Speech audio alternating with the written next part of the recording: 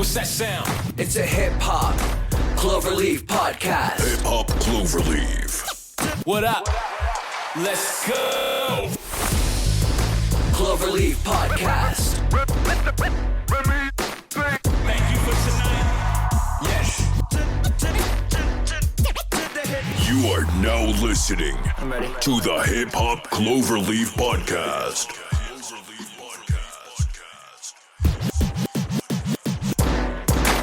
What up, what up, what up? Good morning, good evening, good afternoon, and good night. Welcome back to the Hip Hop Cloverleaf Podcast. We are your hosts. It's your boy O. Hey, I am EC. And in today's episode, we got Question of the Day. Then we have the DMX album review. And to close the show, we got 90s trivia. Keep it locked, y'all. This is Hip Hop Cloverleaf.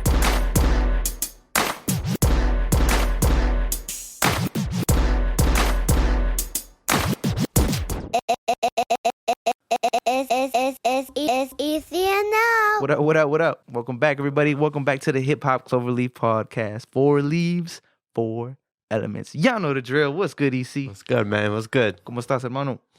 Very good. I'm very good today. That's awesome, man. How you doing? I'm excellent, man. I'm excited for this It's episode. close to summertime. Yeah, if weather is looking great. Yeah. Yeah, I'm very excited. We got some big plans. Here we go. Let's kick it off. Question of the day. So for today's question of the day, we have, if you had a hip hop show, what would it look like? What would your hip hop show look like? My hip hop show. This is a good one. All right, let me think. I think, first of all, there should be some dope visuals. So I'm going to go with colors first. Okay. I think as far as color-wise, I like the black. You got to add some black in there. But maybe like a black with green. Maybe like just a plain black background. Mm-hmm. Put some green lights up in there. Are we in a room? I want to say like a dark stage room. So like, Okay. yeah, I guess a dark Yeah. room, black background, green lights coming up. Mm-hmm. Crazy in the background though. It's not just plain black. Like Yeah. that's the background, and then on top of that, have some, I don't know, a bunch of swirls, a bunch of things coming. I don't know, a bunch of crazy shit. But I like the green light on there. That's as far as the visuals, Mm-hmm. and then I don't know. As far as the show, I think obviously you have to start with some dope ass music. I would have, I don't know. You've seen Everyday Struggle, right? Yeah, I have. All right. So I like how they have like a moving background. Okay. That's kind of what I mean by that. Gotcha. And I don't know. Keep it like a theme. And I think as far as like, I don't know, have a table or maybe couches. I like couches. Have two couches if there's 2 speakers. And then have just a nice little, round table in the middle, maybe glass. Put some decor up in there. Something like that. That's just to start it off. Okay.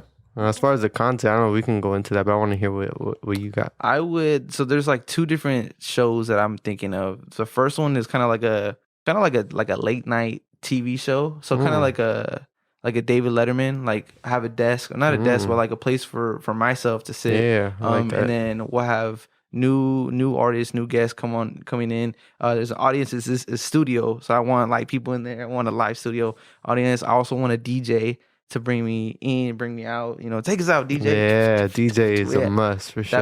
That'd be pretty sick. And then as far as like the guest goes, kind of like a Jimmy Kimmel. Kind of like that, something like that, and then have like my like little hip hop segments in between. Definitely gotta have freestyles. I feel like that's always gotta be a must. So every artist who comes on is definitely gonna have to do a freestyle, or you can even do like just a live performance. So kind of like one of the two to close out the show. I think that would be pretty dope. And then the other one, my other show would be it's still like my concept is there. I want to have like a kind of like a tournament for rap battling. I think there's that'd be dope. Yeah. So kind of like what am I thinking? Like 8 Mile, kind of have like rap the battles rap like Olympics, pretty much. Yeah. So I think I would be the MC of that one. But yo, welcome back. Kind of what do we have? We came up with an idea. It was kind of for women in hip hop. Do you remember that one? Oh yeah. It's where we have like two people battling each other, Yeah. but we played off like they're in the stage and we're like, come kind of to like the stage. WWE. Yeah, I see what you it's mean. kind of like going against each other. I think it would be really cool to have them in a ring. Mhm. But then kind of like make it like transform it into having like, I don't know, something hip hop related on there. Like I said, my idea is there, but I don't really have like all the details there. But that would be my second show. Okay. Something like freestyle battles up on a ring or something like that. Yeah. And the crowd's going crazy. I like the idea of like a Jimmy Kimmel type of show where you would have a live band. I think that'd be hard, like, or a live DJ for sure. Like I think that'd be cool. That'd be just your own personal DJ, and then kind of like reminds me of like Ridiculousness. You know how they have like a crowd. Kind of like that. And then Stilo Brim. Is it Stilo? Yeah, Stilo. How he controls it. Yeah. Like he's not like the main host, but he is essential to the team. Yeah. That's what I would do. I like that. That's fucking dope. So that was the question of the day. What would your guys' hip-hop show look like? Make sure you add us at HH Cloverleaf on Instagram, Twitter, and Facebook.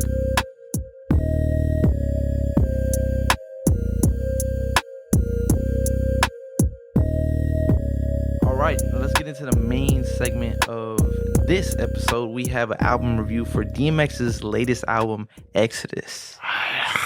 It's his... There's a lot of growling in this album. Yeah, I actually really like that. I didn't really notice how much he did that until like I really started paying attention. Like, damn, it's like almost on every song. It's pretty cool. And then the other thing is Pop Smoke would do it too. I thought it was kind of corny, but like when I heard DMX do it, I'm like, damn, like that's where you got it from. Yeah, and it's cool because I mean, like. Younger artists are still. I think I remember DMX talked about that when he heard Pop Smoke do it. He thought it was dope. He's like, "Oh, okay, this guy. Yeah. He listened to me and everything. Doing it like me. Yeah. What do you think does better? Come on, you got DMX, the original, the OG, the OG, triple OG. OG. Man, so what were your thoughts like before you even listened to it? Like, did you see the album cover before? I didn't see the album cover before. The first time I heard of it was when I saw the DMX interview on Drink Champs. Mm-hmm. I heard that too. And then I was like, oh shit, okay. And it actually got me excited. Like I had never really been like after his classics. I never really paid attention to X albums like that. Like I know he was dropping here and then. Yeah. But I was never like anticipating, and I never really went back to listen to him to any of like after his first 3 or 4. So yeah, but then when I saw that interview, or when I heard that interview, and saw it, it got me hyped because he was talking the way he was talking about it, all the features. He had Griselda up in there. He was talking about that also got me. He got back with Swizz, and I was like, oh shit, okay. So that got me excited, and so I was definitely a little excited about this album to listen to it, and going into it. And then, I think the features are what really got me. He said he had Nas in there and Jay. So, I don't know. Let's talk about it. So, the first track, I thought it was dope. It was a good track. He brought the Locks back in there. And one thing about the Locks, I've never, been, a huge fan of the Locks, but I have been a big fan of Jadakiss, the young days from, back in the day. So, I've always liked him. And I think Sheik is the one who gets, under-recognized. I don't think a lot of people know who he is. He's the third member from the Locks, and I think he did dope on this song specifically. But and then the other thing about Styles P, I think he's my favorite one. Even though I've always liked Jada, I think Styles P is one of the ones that I think he's my favorite from the Locks, in my opinion. And I think part of it, I really got into Styles P when Dave East came up, and I remember because I was huge on Dave East when he was coming up, and he dropped an album with Styles P, and that shit was hard as fuck. And ever since then, I was like, oh shit, Styles P's fucking dope. I just like his style, his voice, and the way he comes on tracks is hard. So I think for me, Styles took that one. Anytime I hear a Swizz Beatz, I like how he brings everybody in. I thought the hook was pretty catchy, and I thought that DMX dog is always a reference. Dog. That's my dog. That's my dog. Yeah, it got me pretty hyped. Yeah. I wasn't really too sure kind of what to expect going into it, but yeah, like you said, the features. I kind of looked at the feature list before I listened to it, and I was really excited for the Westside Gunn. And then the Lil Wayne one, I was excited for that. He mentioned Usher, and I was like, damn, Usher's still making music. No shots at Usher. But oh no, hell yeah! My favorite, off topic, but Usher came out with the mixtape with Zaytoven like a couple years ago. It's called A1? ATL or ATA or something like that.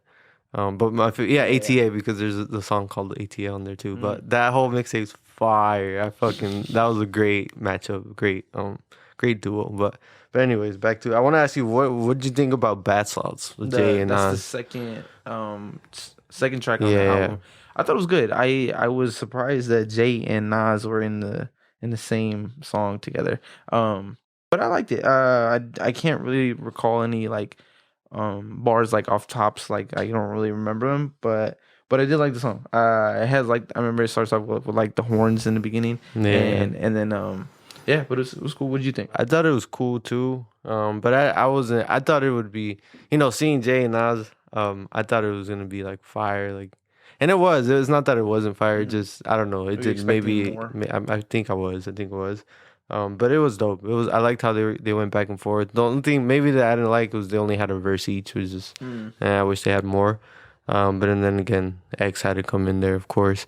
I'm curious to know like how long this album was in the making. Yeah, because he said he'd been working on it for a bit, but I'm trying to think like when was the first one? When was the first track? And that just the whole process of putting it together.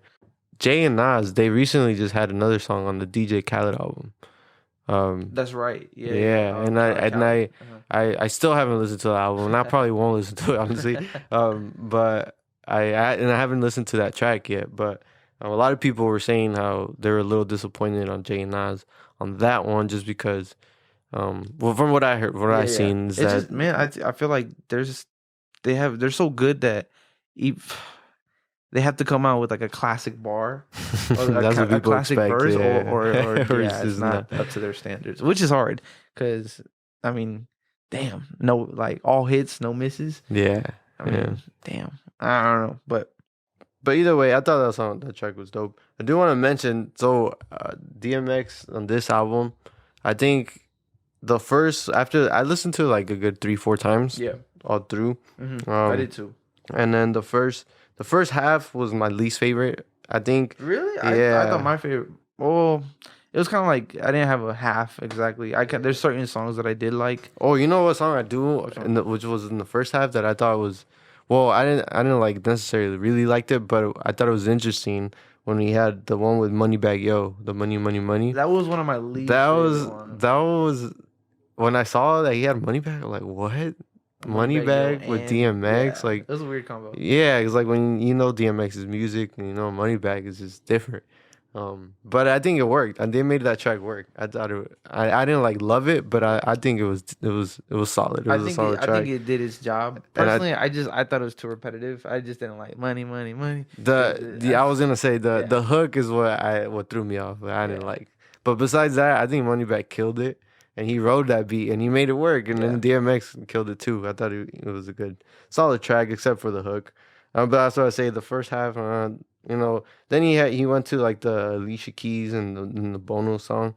Those two songs were like, he's had songs like that before, where more like spiritual songs. Yeah, which I mean, I see why, but they weren't personally my favorite. I think, like right before he died, I think you were talking to me about like how he's very like he's a spiritual man. Like he would get into a lot of drugs and then he would kind of stop. And then he was real godly and like going to a lot of things and then kind of went back off track. And then after those tracks, those two tracks, the stick up skit was funny. That one was. I remember. I mean, I've always liked DMX for his skits, so I think that was a great skit. It was funny. I remember when it started with Party Up. Yeah, I was like. I thought it like switched to the other album. I was like, wait, what the? But it was just the background, and then I forgot what they were like shooting. They went for like a drive-by or something. Or they were robbing someone, and I think it was dope because that led into the Griselda, and from there that shit changed the whole shit. Like I was like, okay, so they dropped that song before the album came out, and I heard it. Yeah, I heard it before the album came out. I checked it out, and I wasn't too big. And maybe it was the way I heard it. I heard it like twice. I played it, and I remember bumping it like on the way to work. And I was like, it's a cool track. You know? And I was excited for that because when he mentioned it on the interview, I was like, so I wasn't too big. But when I played it with the album, like in the scheme, It just made sense. and it went from that skit to there. Yeah. That shit just like, oh shit, yeah. And so I think they all had a solid verse. To me, Conway took this one. I think so too. His verse was crazy. They all had solid verses, but I'm not gonna lie, man. I think DMX killed it for me on this one in a bad way on this track. What I didn't like is at the end of the song, he's like, "I'm 50 years old. I didn't have 50 years." I didn't like that. No, I was like, I'm 50 for a reason. Yeah, that's what he said.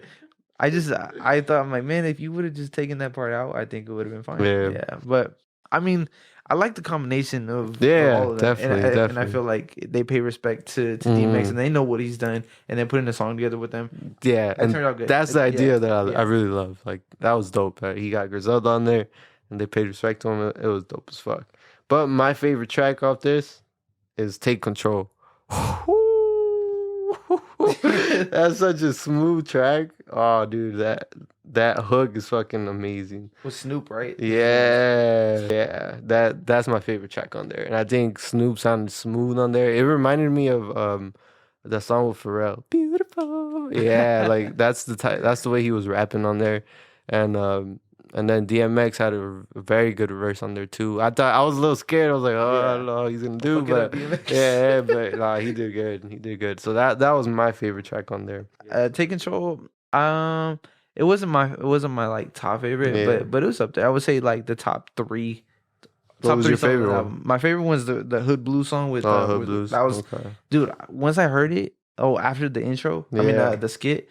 Dude, I played it like 3 or 4 times over just to hear it and just to appreciate it and just to listen to the verses again. Like, damn, because I went to the next song, I was like, I gotta hear it again. I gotta hear it again. So that Hood Blues is my favorite. Then I would say the one with Lil Wayne, Dogs Out. I think that was my second favorite. Wayne had a solid verse on there too. And then Take Control. That's how it goes. That's my 3. Okay, that was dope. Then the next song after Take Control is Walking in the Rain. I really like that one. I like that one better than the Jay-Z and Nas one. Yeah, I thought Nas had a better verse on there, and I think it just worked. It was solid. And I think it's a good track. I believe it's his son. Yeah, at the end. Yeah. I thought that was really like, to me, that made the song for me. Because I did like the song. I like the message. Walking in the Rain. He talks about some pretty deep stuff. Deep shit. Like kind of just like the struggles that he was going through. And how he overcame it. But I liked it. I like that track. Like I said, the son for me. He has a lot of kids, right? Oh, he has hella kids. So I'm wondering which son. I think he has like 20 or over. He was talking about it on the Drink Champs. Dude, I'm at like 20 birthday parties, 20 graduations. Damn, I couldn't do it, man. He brought a few of them in that interview, I remember. Oh, did he? Yeah. What, the Drink Champs one? Yeah. And then another skit. They had the Exodus skit. The skits, the last skit with prayer. He does the prayer, and I liked how it ended it. He always ends this. I don't know if you noticed, but that's his thing. He always all his albums, or most of them, he always has prayers in them, always at the end. He's cool. That's what he's about. Yeah. I was driving around and I heard that. I'm like, huh. I'm like, when is he gonna start rapping? But it was just a prayer. No, but the last actual song, which was the track before that, the Letter to My Son, that one was pretty deep too. Yeah. That was a solid way to end it. That's the one with Usher. Yeah. I liked Usher's part in that song. Like he had I can't even think of how the hook goes, but it made me think about anytime I hear songs about my sons and stuff like that, it always brings me back to thinking, damn, I still gotta, you know what I mean? I gotta, I can relate it to that. I know he even talks about his sons growing up and respecting women and put the toys down, stop being a boy and start becoming a man. Yeah. And I don't know, that's good. I like that. Was there anything that you would change off this album? Shit, if I was the executive producer if you were on the here, executive producer, what would you, I wonder if he had other songs that didn't make the cut. I'm sure. And also, this came out after he died, so I'm curious to know who has the final say in I think it was Swizz Beatz. Yeah, it had to be Swizz Beatz. I wouldn't want I'm pretty sure it was him. Sense. But I think he had all of this done or most of it done before he died. So it's not like Like it wasn't like a Pop Smoke album, you know. I see that. I didn't like that. I mean, you didn't like that? No, it's not that I don't. I just don't like that they try to make money off it. I mean, yes, like it's part of the business. Yes, I understand that, but I don't know. I feel like see on the Pop Smoke situation, I love that 50 took over that because I think he did it great. He was the right person, the only person who should have done that, and I think it was great for him to do it. The comparisons between Pop Smoke and 50. Yeah, that's why. That's why I loved it. Yeah. That's why I liked it. And I thought I want to say like someone in Pop Smoke's family took over at the end and like they released it too early or something like that. And 50 didn't like it, and he said like it could have been more successful. You would have done it the right way. So I don't know. Like when it comes to that, like wait, was that the same album you're talking about? I want to say because I think there's another one that came out after that. I'm talking about the 50 one, but either way, yeah. Back to this one. I think this one. I mean, they did it right. I think Swizz handled it right. He had the features. I think that like they all make sense. This is all. If you look at old albums, X has these features. I mean, he came up with the group with Jay-Z. He came up rapping with Nas. He came up, with Alicia Keys. He's worked with her before. So I mean, they all make sense. I think it was dope. But back to the question you asked me, I think I don't know what would I change. I would put some other people in here. I don't know who would sound good from the new school with X. Like obviously I would have wanted Pop Smoke, but obviously that couldn't happen. I'm glad that he was able to try new things. Work with new artists, Moneybagg Yo, Griselda, and then go back to, like you said, like people who he's already came up with. So I thought it was a nice way to tie it up. Like, all right, this is it. This is the last one we're putting out. Yeah, that was the most interesting part about this album to me was the Moneybagg Yo feature. Yeah, that one was. I'm amazed how it worked. Yeah. Like they put that one together good. Nothing. I don't know who produced all of these tracks, but I know Swizz definitely produced a lot of them, or he had his hand in pretty much all of them. So shout out to Swizz, man. I think that's dope. I mean, Swizz is his day one, so I'm sure he got. It was an emotional process for him and everybody around DMX when this came out. But I'm glad that he's getting his flowers, and a lot of people are listening to it and are seeing the impact that he had. And what do you think about the album cover? I liked it. I mean, it's pretty simple. It's just him, like it's tat. Yeah, it's tats, and then he's got his chain on. That's hard. I thought it was a good way to write it out. Like, there's nothing I think too special about it, but I feel like that sometimes it needs to be simple, and I think it fits. What would you change? I don't know if I would change anything, because like just talking about it right now, seeing that he worked with the people he's came up with, and then tried new things, had his spiritual songs, had his skits. Like, I don't know what I would change. I think I'm curious to see like if there was any songs that didn't make this, and see maybe like how it would sound. Maybe I would think I might make it a little bit longer. Maybe add like 2 songs, make it 15 instead of 13. I did feel like it was a little bit short for his last album, but I think maybe just a little bit longer. I think that's what pause. Make that album a little bit longer. But yeah, and I think the reason there's always reasons why.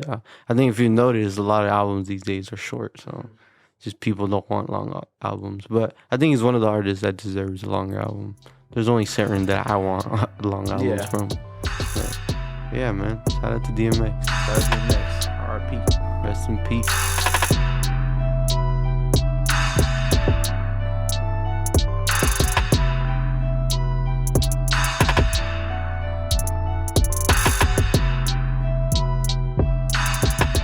Cool. To close out the show, we are doing a 90s hip-hop trivia. You ready, EC? Yeah, man. All right. I think it's my turn. We got 10 questions Get for on you. the hot seat. We got 10 questions for you. Let's see 10? how many you can get Easy. right. Easy money? All right. Money, okay. man. Let's take it back. Here we go. Question number 1. Who sings the hook on Jay-Z's Can't Knock the Hustle? Is it Mary J. Blige, Beyonce? Wait, Can't Knock the Hustle? Yeah. Oh, yeah. Mary J. Blige, Beyonce, Aaliyah, or Janet Jackson? I think that was Mary J. Blige. Correct. Yeah. Ding, ding, ding. Can't Knock the That's the one with Biggie, right? Yes, That's the song with Biggie. Yeah. Question number 2. Who are the original members of Nas' rap collective, The Firm? Oh. Lil Kim, AZ, Fabulous, and Nas. Lil Kim, Cormega, and Jay-Z. Or Foxy Brown, AZ, Cormega, and Nas. Yep, the last one. Foxy Brown, Cormega, Nas, and who was the other one? AZ. Yep. I know this, man. Correct! You are correct, sir. That was question number 2. So you're 2 for 2. All right. Ali Shaheed Muhammad is part of which rap group? The Jungle Brothers, Daz EFX, De La Soul, or A Tribe Called Quest? I honestly don't know this one. I'm gonna guess. I'm gonna go with Daz Effects. Is incorrect. He is part of A Tribe Called Quest. Okay. Who did Tupac diss on a track called Hit 'Em Up? Oh, come on. Mobb Deep, Lil Kim, Biggie, Puff, or all of these? All of them. Correct. He did. Correct! My favorite part was Who didn't? to start off the song. Swap your bitch. What is the 3-course meal mentioned in All About the Benjamins? Chicken, broccoli, and rice, steak, scallops, and caviar, spaghetti, fettuccine, and veal, or linguine, lobster, and shrimp? These names are funny. They All About the Benjamins. I'm trying to remember the verse. Repeat them again, just the answers. Just answers. Chicken, broccoli, and rice, steak, scallops, and caviar, spaghetti, fettuccine, and veal, linguine, lobster, and shrimp. I think it was a C, the third option. The spaghetti, fettuccine, and veal. Yeah. Correct. Yeah. Okay. Very nice, my friend. What? Oh, that's easy. What does Wu-Tang's cream stand for? Cashews, everything around me. Green, get the money. What's your favorite sample? Hell yeah. That like best sample from that? From that? Yeah. I don't or like know. who put the best twist on it? Who do you think? Well, cream? Mm-hmm. I don't know. That's a tough question. There's just so many. Like, I don't think the Drake one's the best one. I've you don't heard think some. It's a really good one, but I've heard some other ones that are better. There's even the R&B. I forgot who does that one. Fuck, I forgot her name, but it's a crazy twist on that. But yeah, I don't know. There's just too many. Snoop Dogg said, "It ain't no fun if my homies can't have none." Oh, incorrect. Not my homies. Not just if the homies ain't have none. If the homies can't have none. This is too easy, man. Which rap group put out the hit Tootsie Roll in 1994?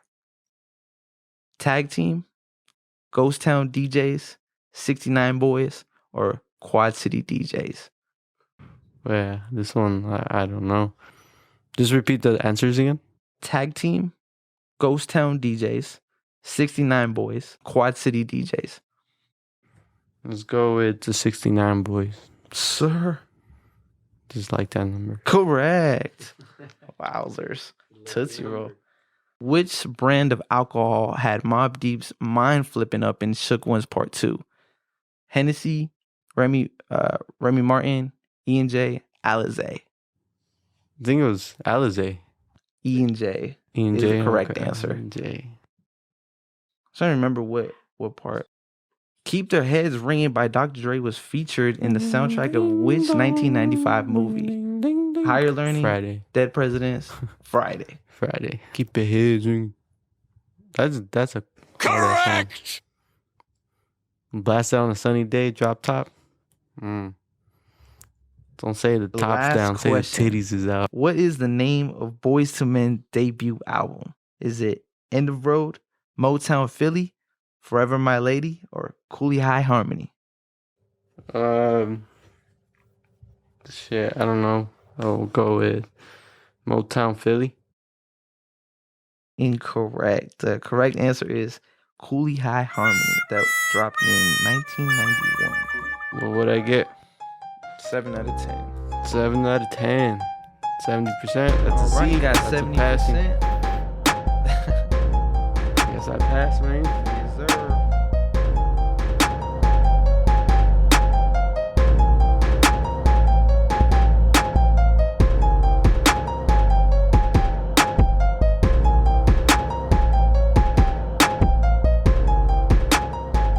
So that was our show. We want to say thank you guys if you guys are still tuned in. Where we had album review for DMX's Exodus. We had 90s trivia, and we had question of the day. Subscribe to the party if you like what you hear. Recommend it to your friends, fam, or anybody you might be interested in. Check us out on Twitter, Instagram, and Facebook at HHCloverleaf. Make sure to stay tuned to our next episode. We want to give a shout out to all the hip hop heads. Shout out to all our listeners. Thank you guys for tuning in. We're going to be signing off now. You can be anywhere in the world, but you are here with us, and we appreciate that. This is Hip Hop Cloverleaf. Peace.